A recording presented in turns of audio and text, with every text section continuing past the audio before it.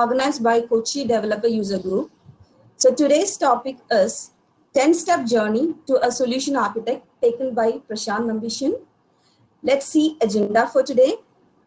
So as agenda, we have welcome and introduction, session by Prashant, Q&A session, Kahoot quiz and wrap up. Now let me introduce the community group leaders. So first we have Swati Agarwal. She is a senior Salesforce developer at Malabs Kochi. She is 7X certified in Salesforce. Next is myself, Sandhya Sambashivan. I'm certified application architect and is working as an enterprise solution architect at UST Kochi. You can get connected to us on social media. We have given Twitter handles, LinkedIn, and our email IDs. So Swati and I welcome all of you to today's session. Now let me introduce our speaker for the day. Our speaker is Prashant Nambisan. He's Salesforce practice lead, an active community speaker, trainer, and mentor.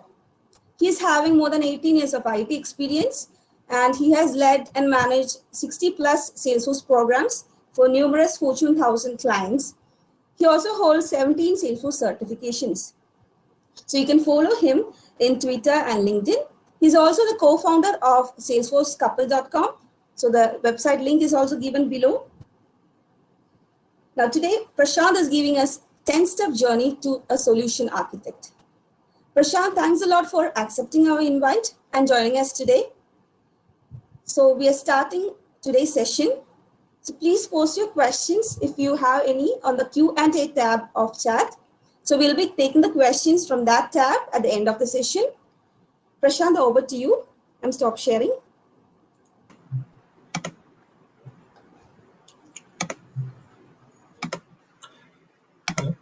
Thank you so much, Sandhya. Are you able to hear me and see my screen? Yes, Prashant. Okay. So again, thank you, Sandhya and Swati and the Kochi group for hosting me. It's always a pleasure to speak at a user group in my native state. So great to be here. And thank you for everyone who's turned up, spending time out of their weekend to listen to this. So I really appreciate it. So we'll get started. As Sandhya said, we're going to cover a 10-step journey to a solution architect. And I think already Sandhya has covered a bit about my introduction. So my name is Prashant Nambisan. I've been working predominantly in the Salesforce space from around, I think, 2008, playing various leadership and consulting roles. I recently got my B2C Solution Architect certification as well. And before this, I had experience in management consulting, sales, and finance. My Twitter, LinkedIn details are there. Please feel free to connect with me, follow me. And as Sandhya was mentioning, we have a website called SalesforceCouple.com, which has a number of business technical blogs, as well as some thought leadership blogs and blogs on Agile. And we'll also be adding some on solution architecture. So definitely follow, subscribe, and share your feedback. So before I start the session, I just want to set the context on why this session is relevant today and why I put this together. So Salesforce over the last probably 6-7 years has made numerous acquisitions and added new product offerings. And what that has done is it's covered almost entire enterprise level scenarios.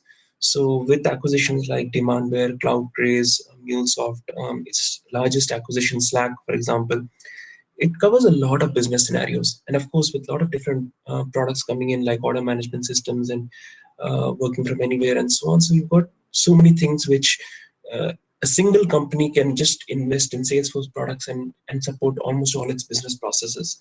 So what that leads is that you've got all these different pieces, all these different Salesforce products which are there in the market, and they all combine to complete like a jigsaw puzzle. So you've got all the business processes a company could look for, and you can map it to different Salesforce products and offerings and provide that solution. So with that in mind, what Salesforce has done is it's built this solution architect role and a career path. In the last probably 6 to 8 months, this has taken a lot of shape. You would have seen that the B2C solution architect certification came out a few months ago, and then now with Trailhead DX, we are talking about the B2B solution architect solution, the certification also coming out. But along with that, there's a lot of supporting collateral, material, career path, learning documentation which is available, primarily focused around this solution architect role. And what that stands is, it's not just a pure technical role, it's also a business oriented role. It helps solve for business visions where it takes into account all these different Salesforce products. And with that context in mind, it obviously for us Salesforce professionals begs the question, okay, if you want to become a solution architect, how does one become? Now, of course, you can take a certification, but especially for young professionals out there who are seeing all these changes and all this exciting stuff coming out, if they want to put a career path in front of them, okay, I want to become a solution architect, what is really that journey? To address that question is what this session is about. This is really building that 10-step journey towards becoming a Salesforce solution architect. Now, with that in mind, I have a very simple agenda. We'll start by defining the end goal. The end goal, of course, is being a Salesforce solution architect. We'll pick a starting point. We'll pick a random persona early in the Salesforce career, someone who wants to become a Salesforce solution architect, and then we'll map out their journey. We'll walk that 10-step journey and we'll take each step, and I'll try to guide you through from my experience on what I believe may help you plan that particular goal, help you get there maybe faster, give you some guidance on that particular path you're trying to take. So with that in mind, let's start with the end goal. What is a Salesforce solution architect? There are a few things which make a Salesforce solution architect. The first thing is, it's about multi-cloud solutioning. You're trying to solve for business problems, business processes which span across different products which are provided by Salesforce. So it's not just building the best sales process in Sales Cloud or having excellent support system built on Service Cloud. It's about how you have a business process which covers different areas, different products, and how can you use them together in conjunction seamlessly and provide the best solution.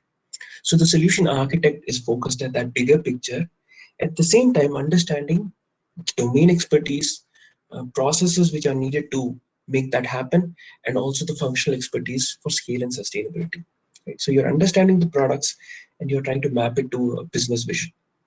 Now, Salesforce provides a great three leadership pillars for a solution architect, and I just copied these for easy reference rather than trying to recreate the wheel. So there are three pillars: technical leadership, business leadership, and delivery leadership. That's what a solution architect must have. So what that means, it's not just a pure technical play. It's not just that knowing ins and out of Salesforce technology is not the only aspect of being a solution architect. You also need to understand how business works. You also need to understand how do you deliver those solutions. So from a technical leadership perspective, it's about selecting the proper multi-cloud products. So you've got a lot of products, a lot of offerings, which one to pick, which combination to pick, which order to pick, right? How do you align that with a company's vision and the business value goals? Everywhere you'll see this mirroring. There's technical as well as business, both playing together. From a business leadership perspective, what you're trying to do is make companies successful. So you're guiding companies using Salesforce products on that multi-cloud journey by helping them differentiate themselves, by making them sell their products faster, by making the companies more successful. Right? And then from a delivery perspective, how are you looking at implementation best practices, right? And you're looking at use cases which deliver across the platform. You're talking about 360 vision and looking at a customer from a human perspective. So all these together, how they come together is from a solution architect perspective. You're talking to business leaders and technology leaders for companies which are implementing multi-cloud solutions, and you're trying to deliver to their business goals, and you're also being able to say how you're going to, what are the best practices and how you should plan that implementation, what are the different considerations, what sequence to go in, how do you grow in that maturity model. So depending on where the company is today, what is the next immediate step they should look for, and guide them in that journey to become really great. So the solution architect must understand how all this works together, should be able to map it to business vision, and should be able to provide that particular leadership and value. So this is at a high level what a Salesforce solution architect is. And of course, and a lot of the audience here is more technical. So just to give a quick scenario, what does that mean in a Salesforce product world, right? So let us take a quick look at this diagram. It's not complete. It's just a rough sketch to give you a perspective, right? Let's say you have Service Cloud, Marketing Cloud, and B2C Commerce. You've got connectors between them. We have a B2C Commerce to Service Cloud connector. You have Marketing Cloud Connect, and you have B2C Commerce to Marketing Cloud and Service Cloud connectors. So all these connectors help these systems talk to each other. There is a customer 360 platform which identifies a single source of truth. So all these are different Salesforce products, and they're all connected together. When a customer wants to implement a solution which spans across this, the solution architect's role comes into play.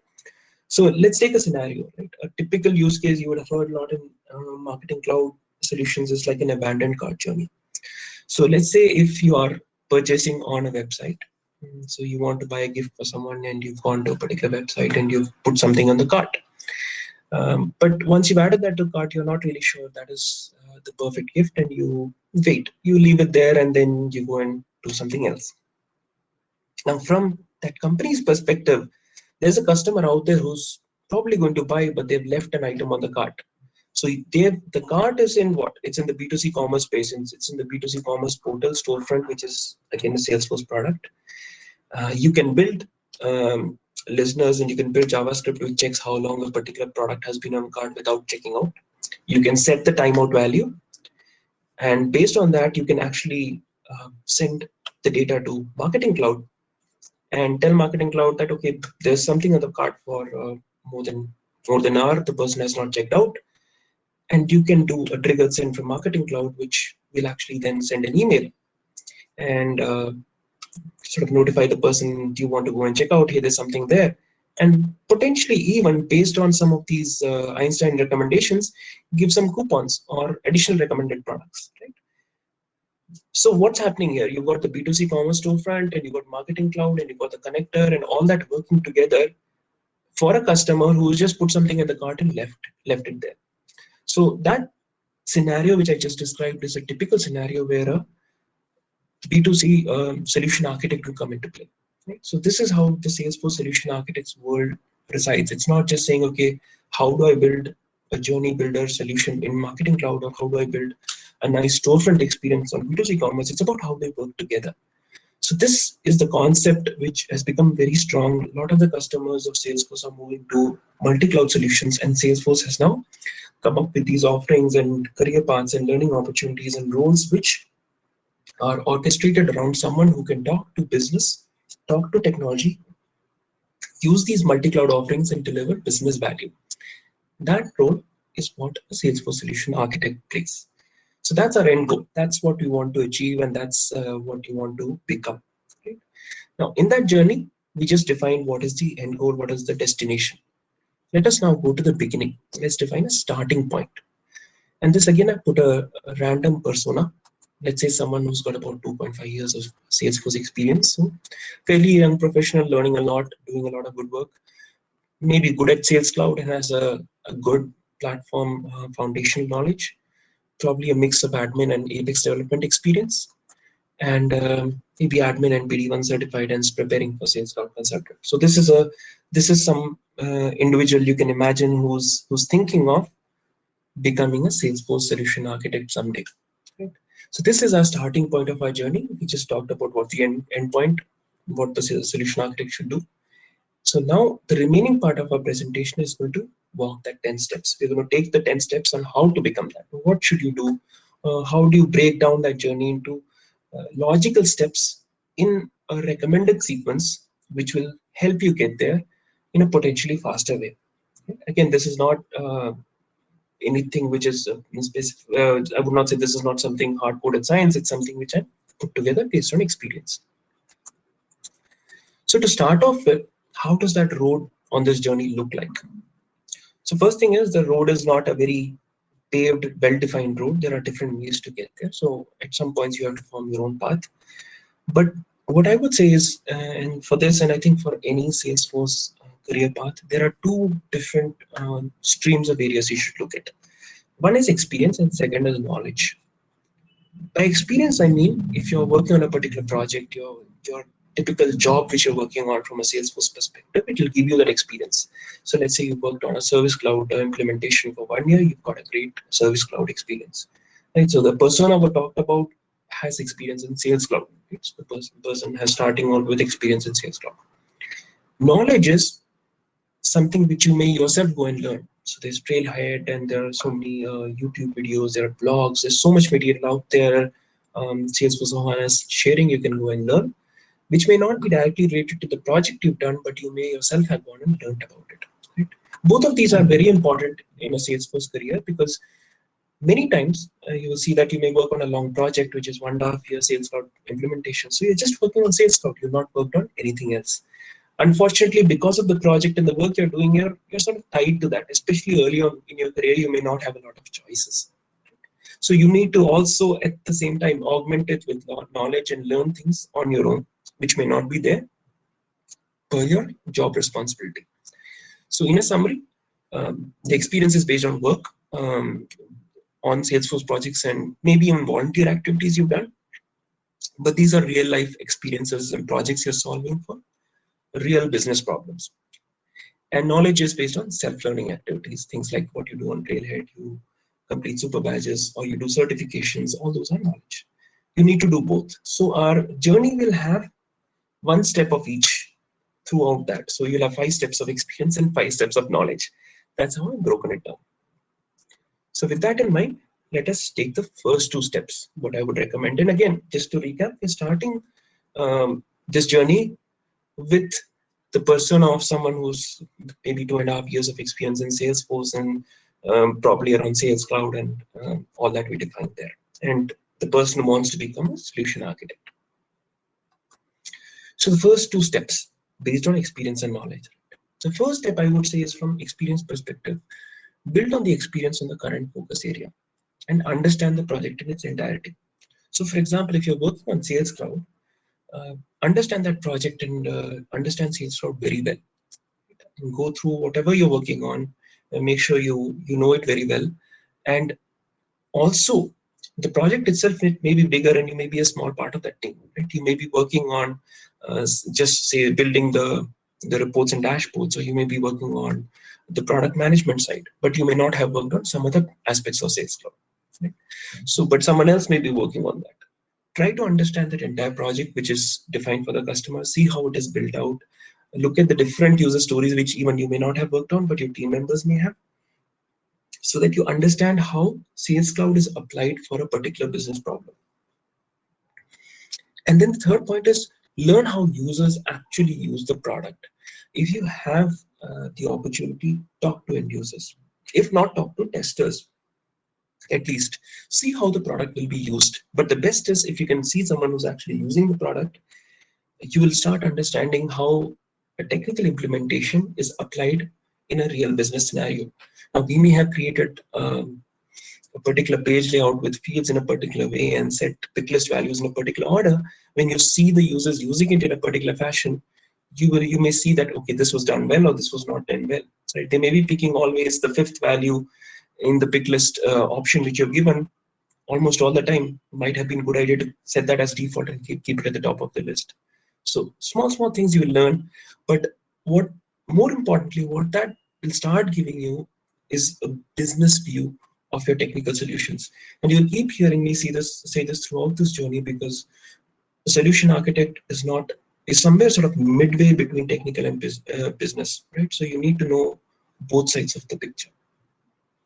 So early in your career, whatever area you're working on, make sure you understand that project very well. Don't focus on just your user stories, your deliverables. Spend some time to understand the entire thing. If possible, talk to end users in parallel. Right. So this is the other side of that learning journey, is the knowledge part. What you can do on your own. Right.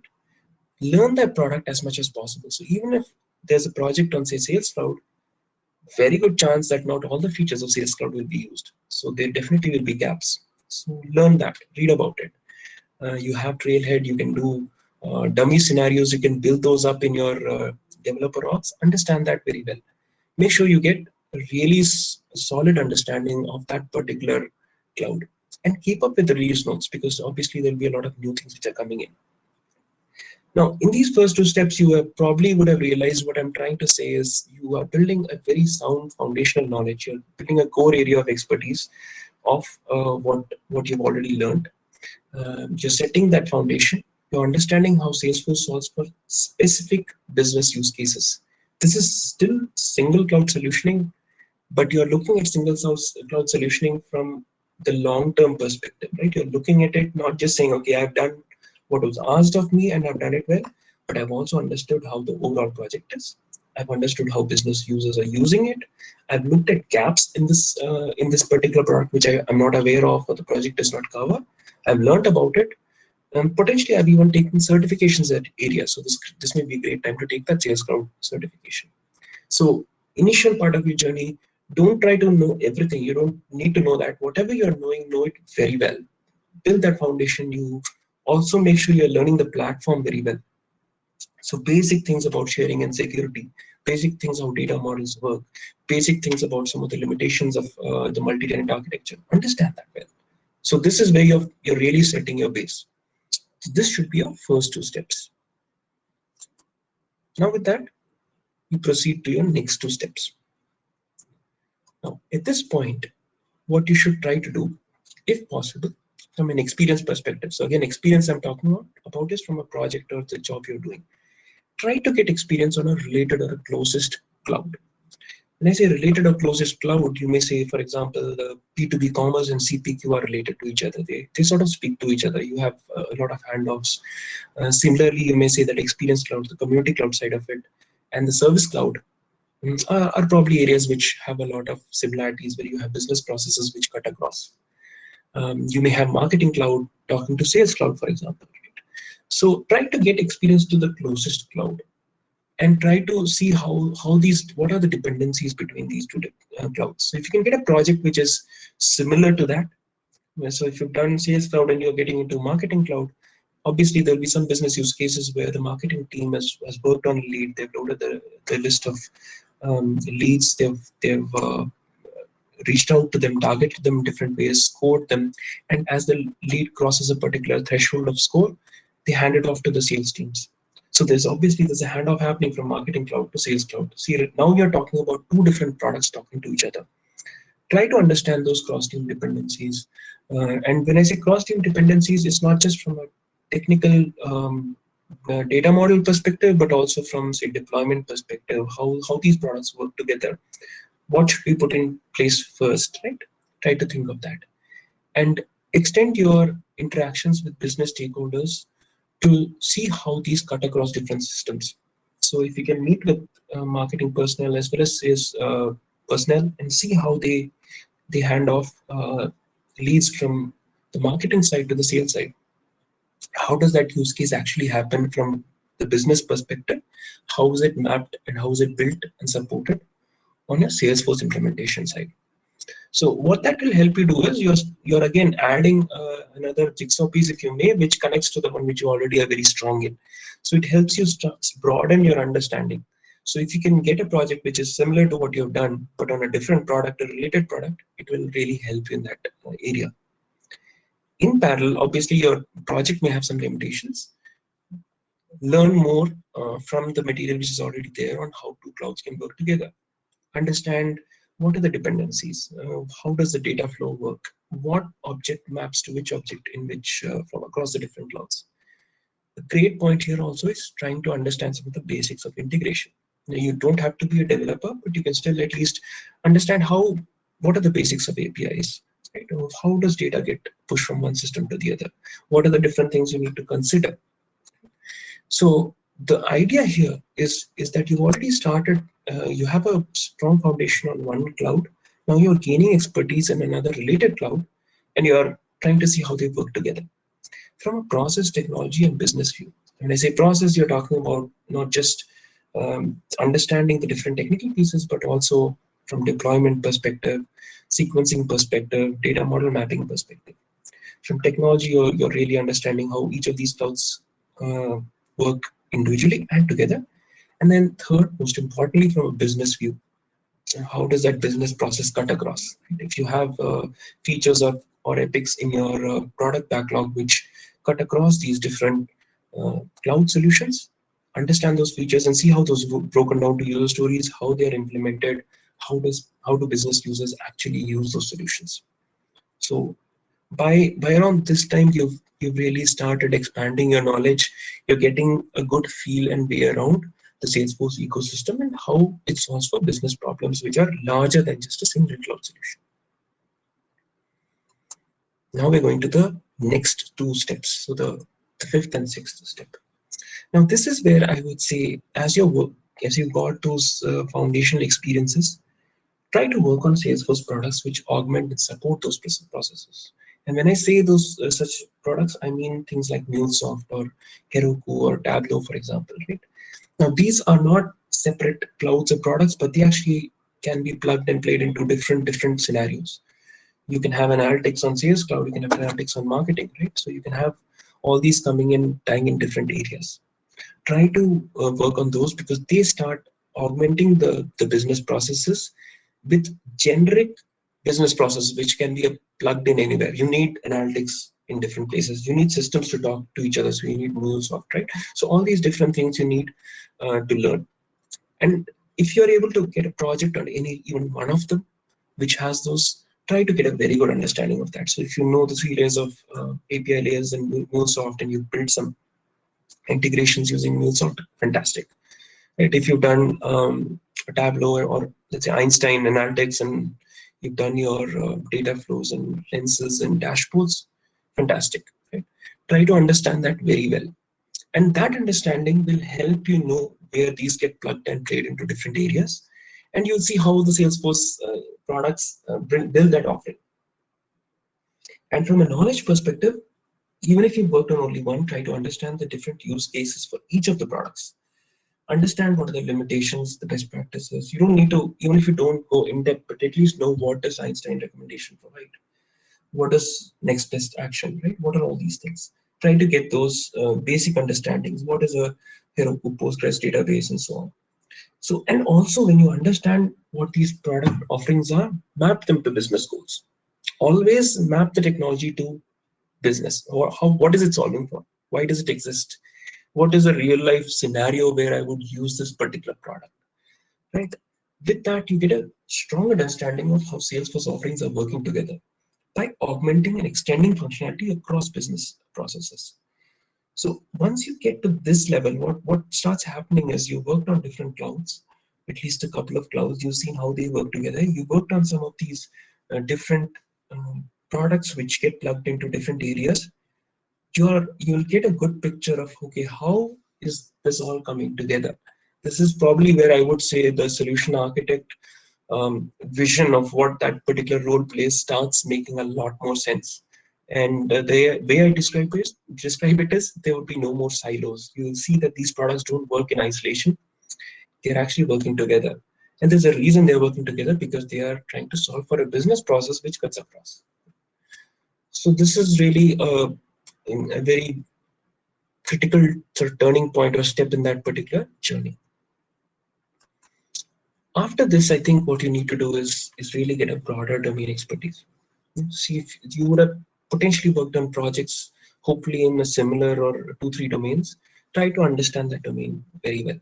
And if you can work on a larger project or multiple projects in the same business domain, great. So it could be something like financial services or retail or manufacturing or whichever area you're working on. Try to understand. It doesn't really matter which domain. That is not that one domain is more important than the other. I think what is more important is you're really trying to understand a full business process. Try to look at things from a bigger perspective, right? And what you should also do, I would recommend at this point from a knowledge perspective, is understand core business concepts. What are the business drivers, right? So if it is even means you're taking some sort of a course which is business related, MBA related or something, that's great. Take a short course which will help you learn that if you feel that is needed. Learn about Salesforce industry products. And if you followed the steps which I described earlier, right, you've worked and you've been constantly talking to business stakeholders, you've been mapping the solutions to the business problems, you will realize that these will make a lot of sense now. When you're looking at the consumer goods cloud and you're trying to see what's happening there, you know why it's all laid out this way. Why is the data model like this? Why are the how are the business processes built like this? Because you've understood the domain. You've understood how this maps to business. So it's a great point where you can brush up even business skills which may not be technical. So if you're trying to understand how revenue growth is important, where cash flow becomes a key driver, how supply chain dynamics come into play from a business success perspective. What are the different stakeholders? What are the different drivers for different industries?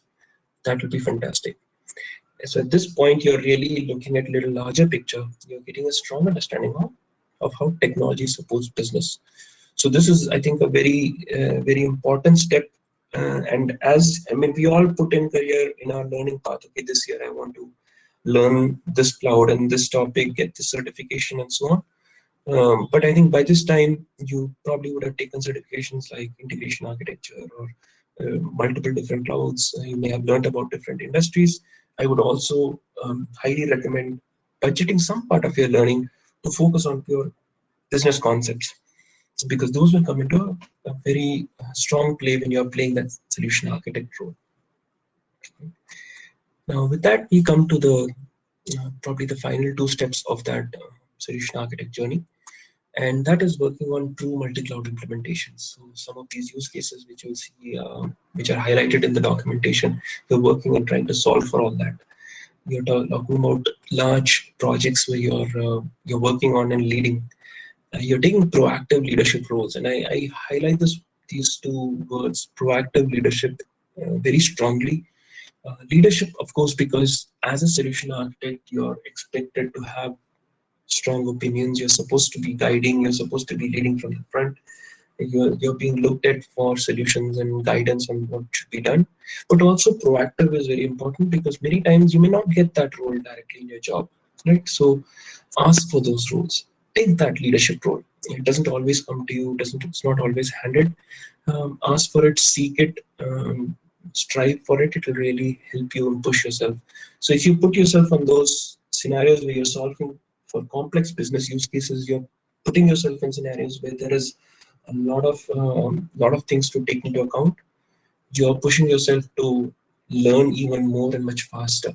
So not just take a laid back approach through the experience part of it, what your job offers. Try to work with your manager, your company, the people you work with, to see if you can help you grow in that role. So if you have this career path laid out saying this is what I want to do in the next 5-10 years, can you help me enable that? So take those leadership roles. So you really have to work with your organization. You have to put your thought process on what you want to do and see if you can, and they can help you in that regard. And then, of course, from a knowledge perspective, you need to understand a lot of these end-to-end multi-cloud solutioning. Lots of material you would see on Partner Learning Camp, on Trailhead. There's so much of new webinars, learning series. There's definitely going to be more sessions on Trailhead TX and Dreamforce, which will come up later the year. So keep up with all this, learn a lot. But when you're starting to solve for these and you're trying to build this, you would really get there and become a true Salesforce solution architect. So this would be the 10-step sort of journey of getting there. You will know things like customer 360, where you're identifying single source of truth and looking at customers as humans and solving for business problems and making them successful through Salesforce solutions. So with that, I'll do a quick recap of what I covered. So as I said, it is a multi-cloud, multi-dimensional journey. It's not just a multi-cloud. I call it multi-dimensional because you are learning not just from a technical stream perspective, you're looking from other streams as well. And business knowledge is very important. You should know the big picture while knowing the details. So as you are growing, as you are learning, as you are traversing that path, make sure you're trying to understand the bigger picture, but at the same time know the right level of details. It's obviously not as deep as a CTA type of a role. It is not as detailed there, but you definitely need to know what Salesforce products and what to use when, what are the limitations, what are the best practices. Important to know how these products work together. That's really fundamental. All the use cases which you will see for solution architecture cuts across different products and how they work together. There are many considerations. There are definitely limitations. There are different types of tools and ways you can have these products work together. Which one to pick, what to do, how to do that balance between what you can do, and what you need to achieve is important. And keep all three in mind. As I said, the technical, business, and delivery leadership, all three are needed. So keep all three in mind as you learn. If you budget time for learning and your projects, make sure you're not leaving one of these behind. Keep those on track. Those will help you achieve that goal. And I think one of the most important things for becoming a solution architect is learn from each other. All said and done, we will never, as individuals, get all the experience needed. There's a vast amount of experience which can be learned from each other, collaborate with others who are also looking to be in the journey or who've already reached there. Seek mentors and people who can guide you in that journey and give you some inputs. And does not always have to be just from the technical side. Even you can get inputs from business leaders, but learn from others. A lot of it is tacit knowledge, which is not always documented and which comes into play as part of this role. So with that, if you're looking to become a solution architect, that's your path. I hope this would give you some direction, some sense of guidance, and help you in that particular journey. And I wish you a happy journey, a bon voyage on that particular route. Um, with that, that comes to the end of my presentation. I want to thank you all for being a great audience. And Sandhya and Swati, I think we can open it up for any questions if anyone has. Yes, Prashant. Yes. So everyone, if you have any questions, please post your questions in the Q&A tab. Okay, let me quickly go to the Q&A tab. I see one from Orlando. Could be possible to work on non-profit projects to get experience on multi-cloud solutions? Where can I find that projects? Thank you. So definitely, I mean, non-profit projects you can work on. Primarily, non-profit projects would be using the non-profit cloud. So there may not be a lot of multi-cloud solutions. The only challenge I would see from that is, especially if you're working for a non-profit which is using some of the free offerings from Salesforce, they may not have invested in multi-cloud solutions because they don't. Obviously, there's a license cost involved there. So you may not get a lot of experience, at least from what I'm aware of, with a lot of multi-cloud solutions in the non-profit domain. You can of course find those projects on a lot of volunteering areas, but from a solution architect learning perspective, you may not get as much opportunity in the other sectors as compared to non-profit is my feel there. But again, this is just part of the journey. If you're working on say non-profit projects for a couple of years and then you're looking at other projects, you definitely plan that out and you can build that, is what I would say. Hope that answers your questions, Orlando. Next is Abhishek. Says, so apart from sales, service, and marketing cloud, one should work on what other clouds to become a solution architect? So great question. So if you look at, let's say, let me take say B2C solution architect, typical scenario of retail selling, right? The typical clouds you would work on, you'd have there as service cloud, you would have a B2C commerce storefront, so that's B2C commerce, and then you may have a marketing cloud, of course, for um, any of the marketing activities, and then you could also have order management system, which is another cloud, which is there on the Salesforce platform. Similarly, service may be there for support from B2B perspective. From B2B, you may be working on B2B commerce and CPQ and basically revenue cloud, and then marketing cloud. And it could be marketing cloud, could be either the exact target original marketing cloud or Pardot. So if I were to answer your question, some of the other key clouds which you need to have experience in, depending on which sort of a role you start picking up, could be around the commerce cloud space, so B2B or B2C, and the experience cloud space, revenue cloud, and then there may be sporadic use cases which could cover field service lightning, order management, and so on. But I think the first three I said, along with what you mentioned, should be the core clouds you're looking at, in addition to things like Tableau, MuleSoft. You should have some understanding. Some clouds are not open source on Trailhead, says Dheeraj, which is true. What is the best platform? As it is a little bit of a catch-22 situation. Unfortunately, unless you're working on a project which gives you that, you don't get that experience. I know, especially around some of the commerce cloud side. So unfortunately, I don't think there is an easy way to get around it unless you have a project. You have to either be a partner and a partner with us, working for a company which is a partner with Salesforce, which can give you some demo orgs, or you just have to focus on Trailhead and try to learn from there and uh, build from that. There is a limitation. Hopefully, that will become better in the future, but right now it's not covered. Govind's asking what are the best resources to learn Marketing Cloud. Marketing Cloud, there's so many resources. I mean, as you know, the Marketing Champion program is open, and they're doing a fantastic job. There's so many blogs out there, so much material. I would suggest.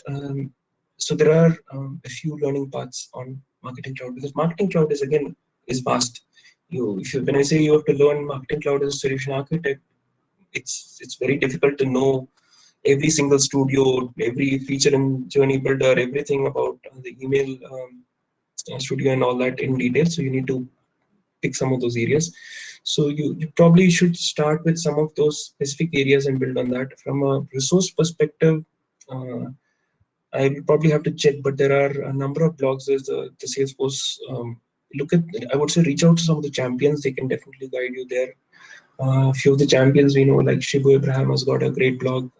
There was a series on Salesforce Ben, which listed out the top 10 or top 15 blogs for Marketing Cloud, which covered. They have a much better answer than I could provide. So unfortunately, I know I'm not answering your question very well. But if you can do a quick search, if you're not able to find, to reach out to me, I'll help you connect with someone who can give you those answers, Govind. Jairam, how much importance can product development play in this journey? So I'm assuming when you say product development, it's more from like an app exchange product perspective and so on. If that's the case, then it's it, from a pure solution architect perspective, from a customer scenario, it may not have a huge role play, because what you're trying to do is map existing products which are there to solutions. It is a great experience to from especially if you're like an ISV, or you're working on an IT company which is building app exchange products. From a solution architect perspective, I think it's more important to understand what can be used, what are the limitations. So as a simple example, right, if you're using person accounts on Salesforce, there may be some limitations, some of the app exchange products. So that sort of understanding of what works, what are the limitations, what are the considerations, where you should use app exchange products. So what are some of the key app exchange products which will solve some of the core business needs which are out there and commonly used. That sort of understanding is definitely important. Having actually worked on a product development may not be as critical, is what I would say. All right, next from Girish says, I was a solution architect in Microsoft for 20 plus years. Now I got into Salesforce since 1.5 years. So it looks like I have to take this journey all over again. I don't think so, Girish. In the sense, I don't think you need to do it all over again.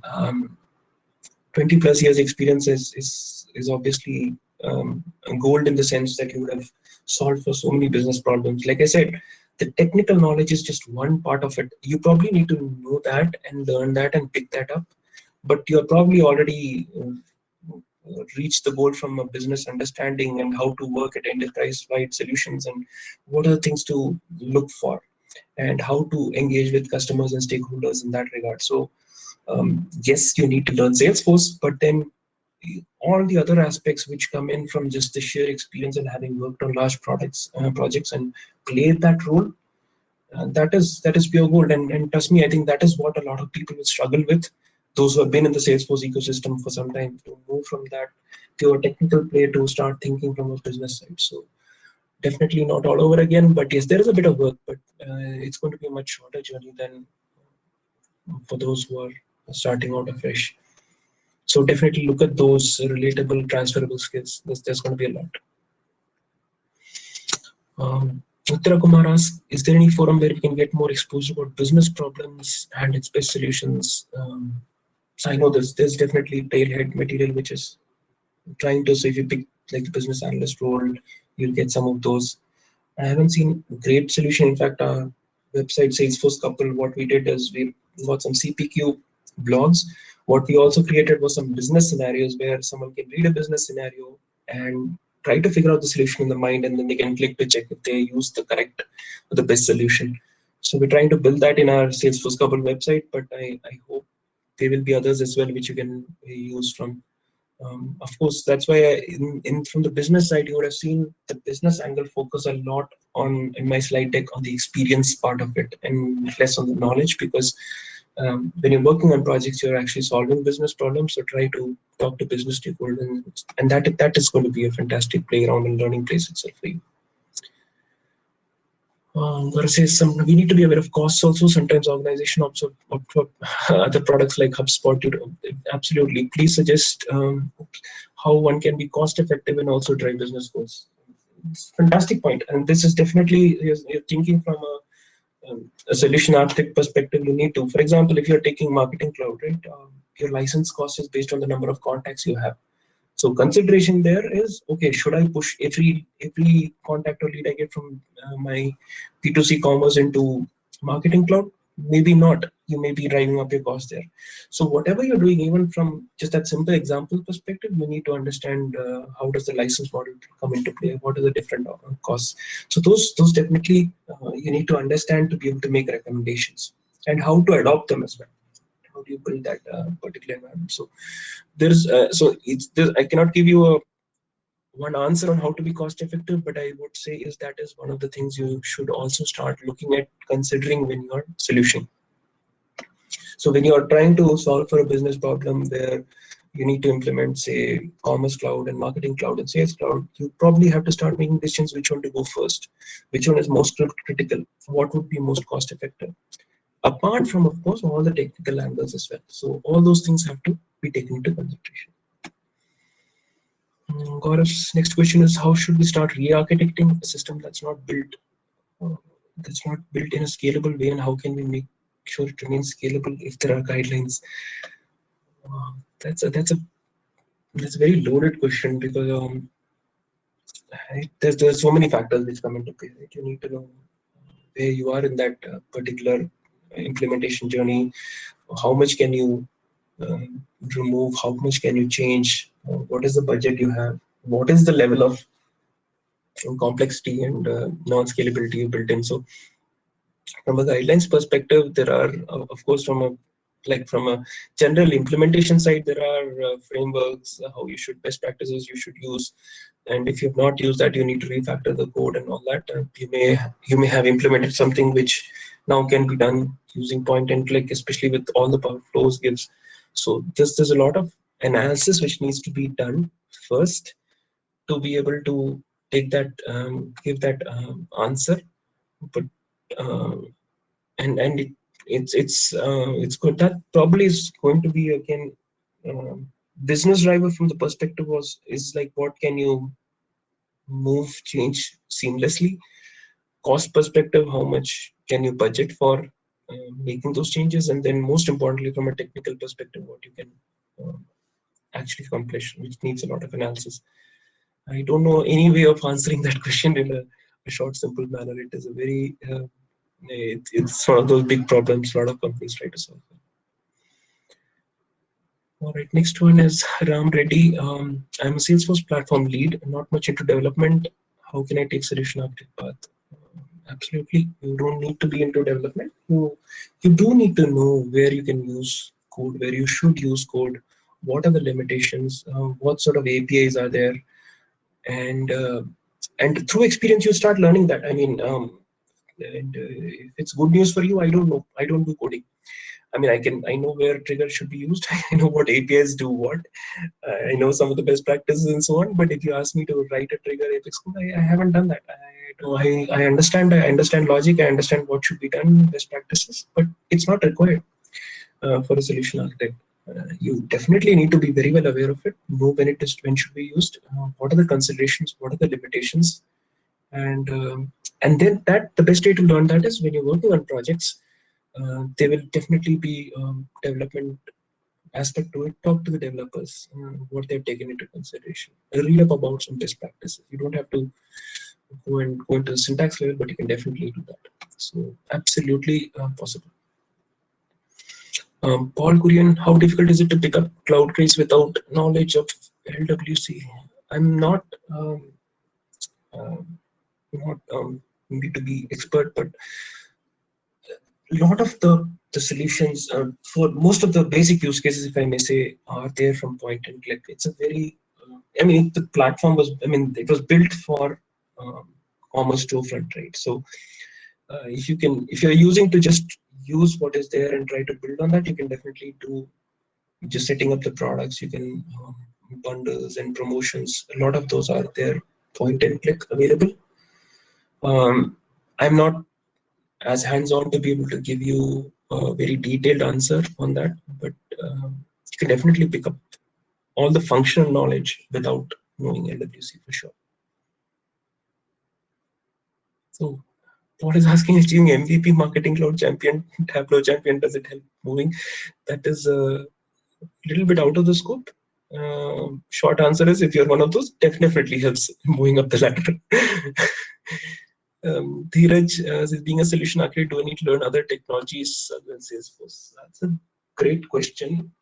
I would say you need to understand some of those architectural concepts. I mean, if you are looking for an overall broader solution architect role, not just Salesforce solution architect, then definitely. So something more on the lines of an enterprise architect, you definitely need to know those. From a Salesforce solution architect, you probably need to know considerations around how to connect to different systems, what are the different systems of record. Many times there would be companies which have a different database where they're storing all the customer information, or say the order processing is happening somewhere else.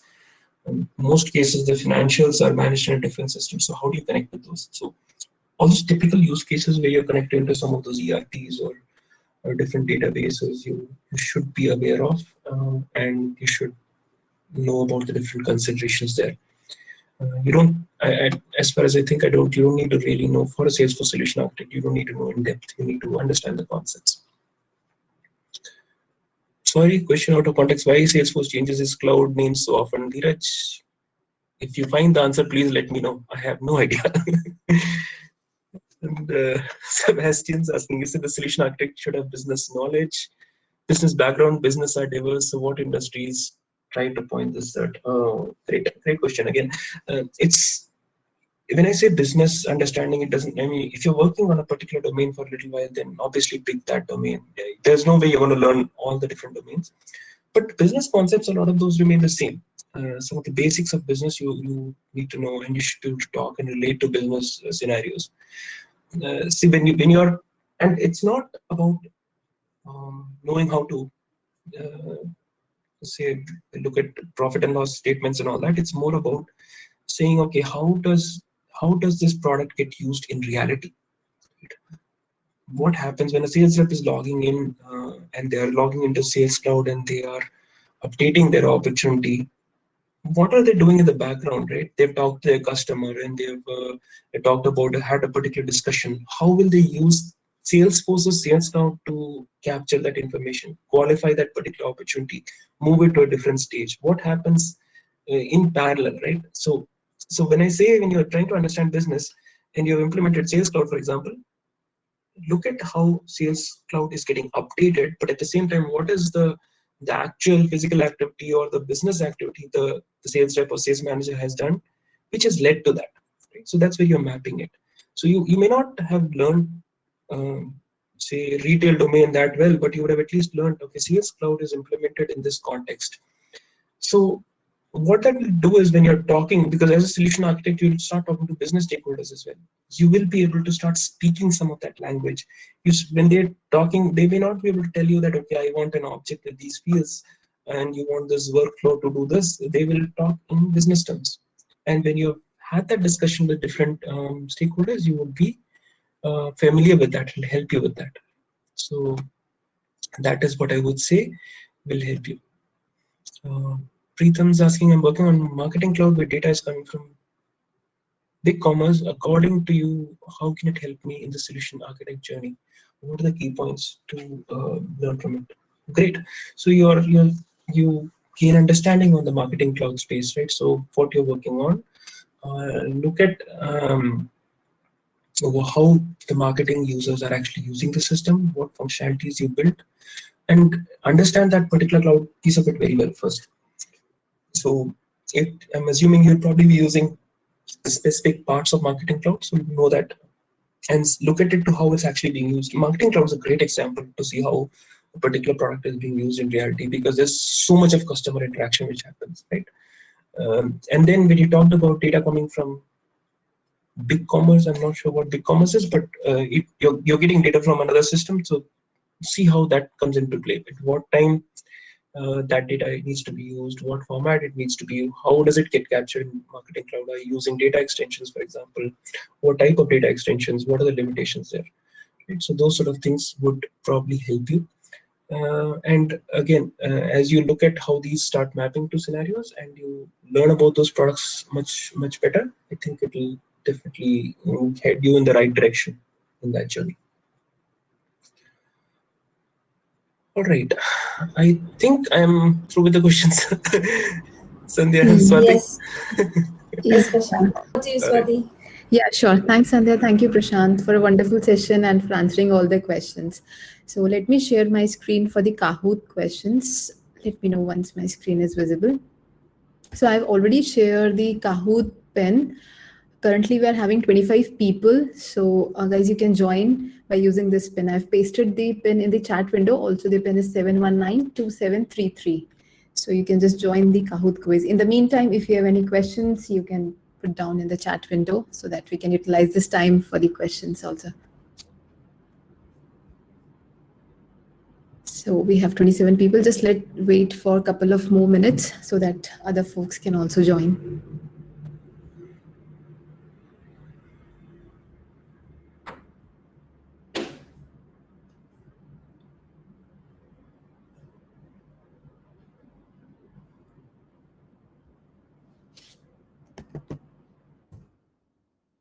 Yes, I've put the pin again. You can use this pin to join the session from www.kahoot.it. There you can join the session, join the Kahoot for the quiz.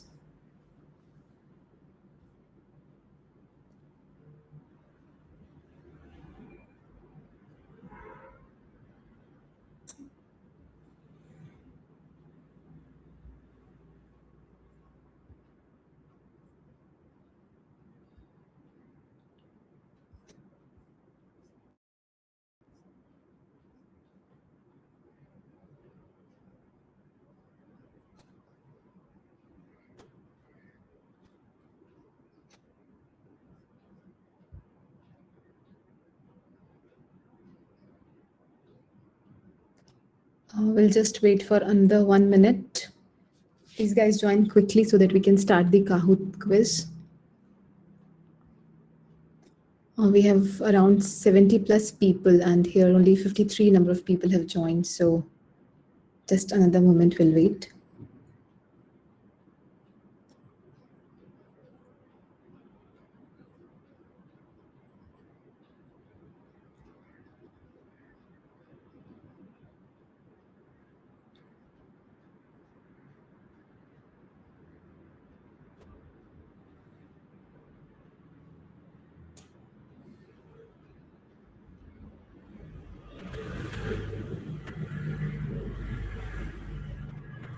Okay, I'm beginning the quiz.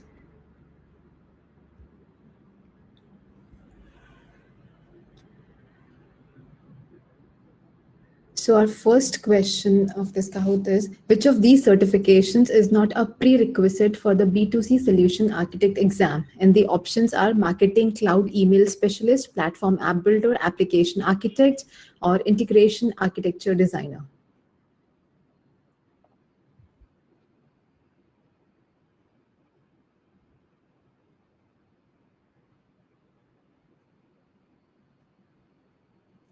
So the correct answer is Application Architect. 11 people give it correct. Let's see the scoreboard.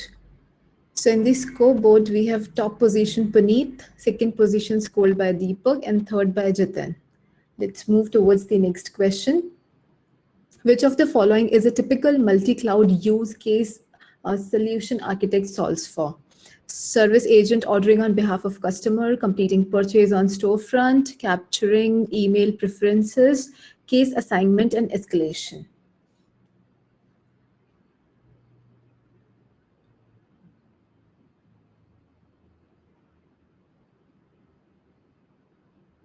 So the correct answer is service agent ordering on behalf of customer.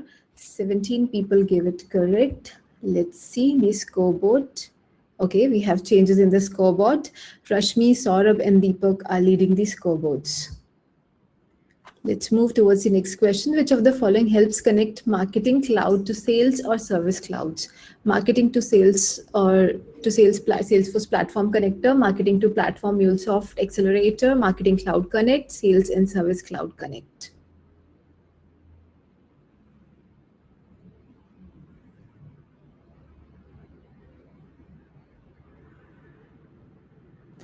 So the correct answer is Marketing Cloud Connect. 26 people gave it correct. Let's see what we have in the scoreboard. Okay, Rashmi, Deepak, and Bhavik are leading these scoreboards. Moving towards the next question. What are the 3 leadership traits needed for a solution architect? Business, technical, and design, delivery, technical, and functional, technical, business, and delivery, solutioning, technical, and business.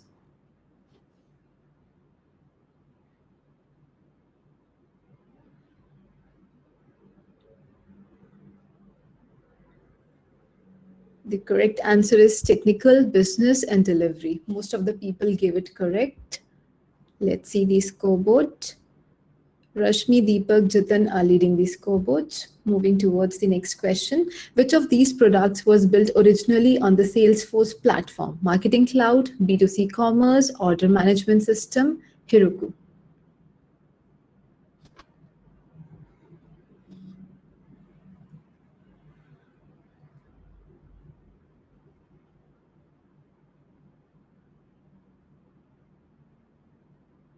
The correct answer is Order Management System. So it was a 50-50 between the 3 options. Okay. So scoreboard is Rashmi, Preetham, and Abby are leading the scoreboards.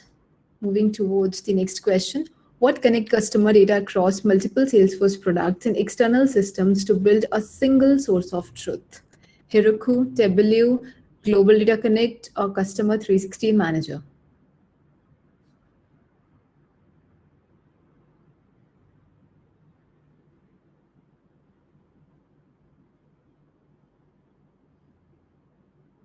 Correct answer is Customer 360 Manager. Many people gave it correct. A slight change, but top positions being same. Moving towards the next question. Which certification was announced by Salesforce recently? B2C Solution Architect, User Experience Designer, B2B Solution Architect, or Education Cloud Consultant?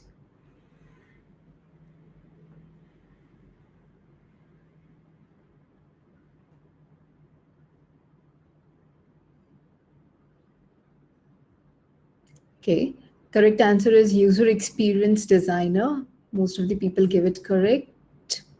Scoreboards remain same. Moving towards the next question. Which cloud gives 360-degree view of company's environmental impact and insights to move towards carbon neutrality? Carbon Cloud, Environmental Cloud, Sustainability Cloud, or Earth Cloud?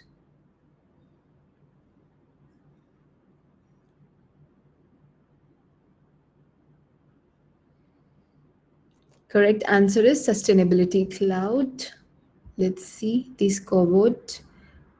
Rashmi, Abhay, and Deepak M are leading the scoreboards. Moving towards the next question. What is different about Dreamforce this year? Global, in-person plus digital, or cancelled, same but at bigger level, or virtual only?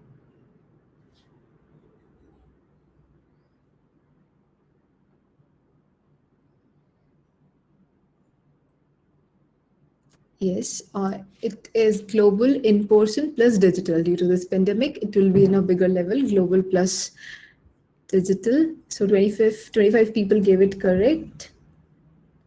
Let's see the scoreboard. Abhi, Jitin, and Rashmi leading the scoreboards. Moving towards the last question of this session. Which one of the following is a Salesforce Industries solution?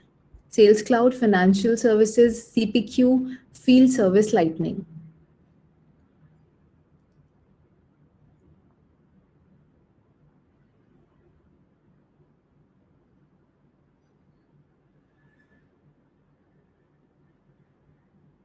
The correct answer is Financial Services.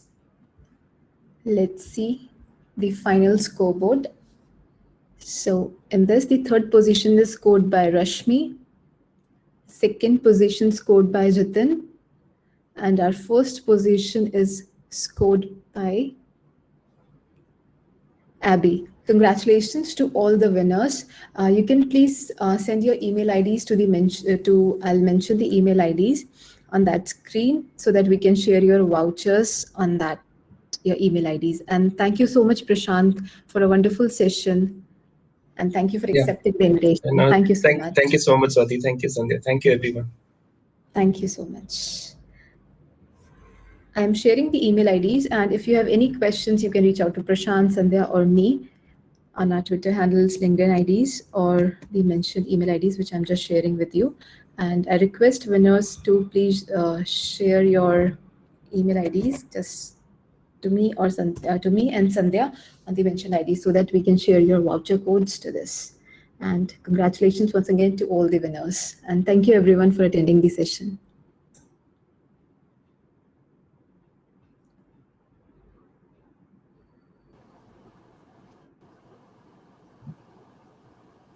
Thank you, Prashant. Thank you, everyone.